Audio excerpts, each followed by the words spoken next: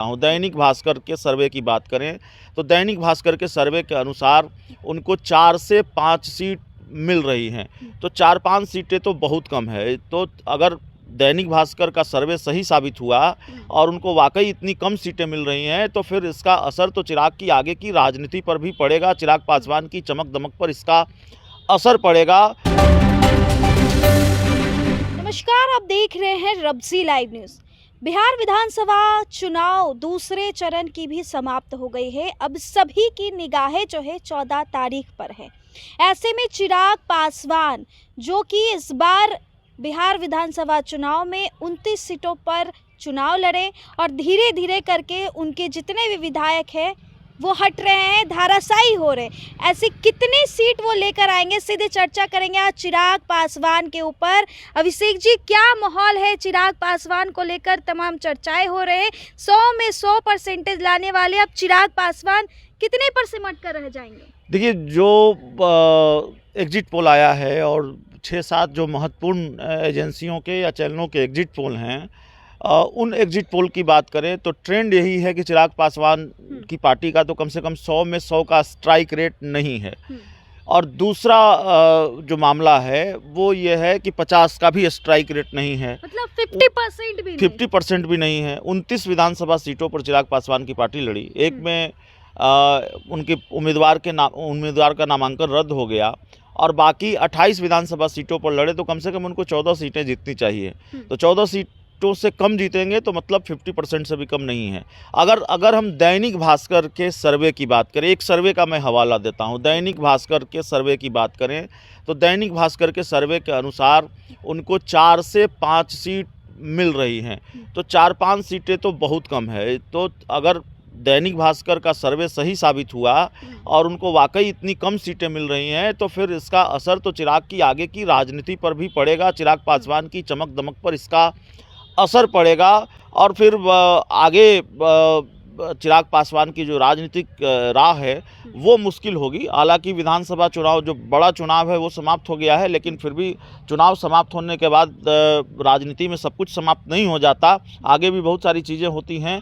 तो अगर कम सीटें आईं तो इसका असर चिराग पासवान की पार्टी पर भी पड़ सकता है। खबर है कि ब्रह्मपुर से जो दैनिक भास्कर के एग्जिट पोल का हवाला मैं दे रहा हूँ, अपनी तरफ से कुछ नहीं कह रहा हूँ, ठीक है, लोग नाराज भी हो जाते हैं। तो हुलास पांडे जो ब्रह्मपुर विधानसभा सीट से उम्मीदवार हैं वो पीछे चल रहे हैं और वहाँ से शायद शंभू नाथ यादव हैं, वो आरजेडी के जो उम्मीदवार हैं वो आगे चल रहे हैं।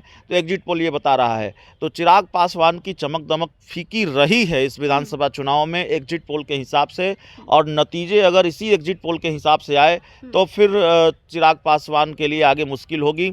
और एक बात और, ऐसा लगता है कि 2025, यह भी चर्चा है राजनीतिक गलियारों में कि 2025 का जो हिसाब, 2020 का हिसाब किताब क्या नीतीश कुमार ने चिराग पासवान से चुकता कर लिया।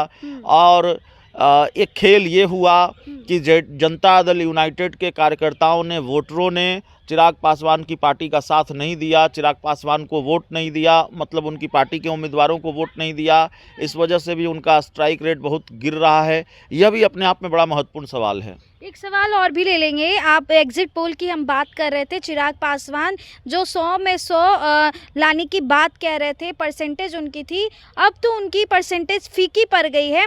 जैसा कि महागठबंधन भी आज प्रेस कॉन्फ्रेंस तेजस्वी यादव किए हैं और वो काफ़ी नाराज़ है इस एग्जिट पोल को लेकर के, वो काफ़ी नाराज़गी जताए हैं। इस पर क्या कहना चाहेंगे? नहीं, जाहिर है उनकी नाराज़गी एग्जिट पोल को लेकर स्वाभाविक भी है, अगर वो नाराज़गी जता रहे हैं तो। लेकिन उन्होंने मीडिया पर भी सवाल खड़े कर दिए हैं कि मीडिया गलत तरीके से पेश किया गया है। ये देखिए, एग्जिट मीडिया पर सवाल इसलिए खड़े होते हैं कि 2024 के लोकसभा चुनाव में मुझे याद है कि एक चैनल ने ये एग्जिट पोल दिखाया, चिराग पासवान की पार्टी 5 लोकसभा सीटों पर चुनाव लड़ी और चिराग पासवान की पार्टी को जीतते हुए दिखाया 6 सीटें। तो जो पार्टी लड़ी ही 5 सीट, उसको एग्जिट पोल में 6 सीट कैसे जीतते हुए दिखाया जा सकता है? लेकिन ये हुआ उस एग्जिट पोल में। तो एग्जिट पोल की विश्वसनीयता पर सवाल उठते हैं और एग्जिट पोल कई बार गलत भी साबित होते हैं। तो अब तेजस्वी यादव, देखिए 14 नवंबर को नतीजे क्या आएंगे, लेकिन तेजस्वी यादव को जाहिर है अपनी उम्मीद तो वो नहीं छोड़ेंगे, क्योंकि उनके पास उम्मीद नहीं छोड़ने का एक कारण भी है। और कारण ये है कि एग्जिट पोल गलत साबित हुए हैं और कई बार गलत साबित हुए हैं, बिहार को लेकर भी हुए हैं। तो जाहिर तौर पर तेजस्वी यादव की नाराज़गी मीडिया को लेकर भी है और अगर उनको इस तरह से उनकी बुरी हार या उनके गठबंधन की बुरी हार दिखाई जा रही है तो ये नाराज़गी स्वाभाविक भी है। तो देखिए, तेजस्वी यादव की नाराजगी स्वाभाविक है और जिस तरीके से एग्जिट पोल की चर्चाएं हो रही है, एनडीए के पक्ष में एग्जिट पोल आ रहे हैं कि एनडीए फिर से सरकार बनाने जा रहे हैं, ऐसे में बड़ी भूमिका के तौर पर चिराग पासवान भी नजर आए, जो कि 29 सीटों पर चुनाव लड़े और 1 सीटों पर उनके जो प्रत्याशी थे उनका नामांकन रद्द हुआ था। ऐसे में उनकी जो स्ट्राइक रेट 100% रहती है वो इस बार सीधे तौर पर गिरते नजर आ रही है। आपको क्या लगता है? कमेंट में अपनी राय ज़रूर बताइएगा। बहुत बहुत शुक्रिया।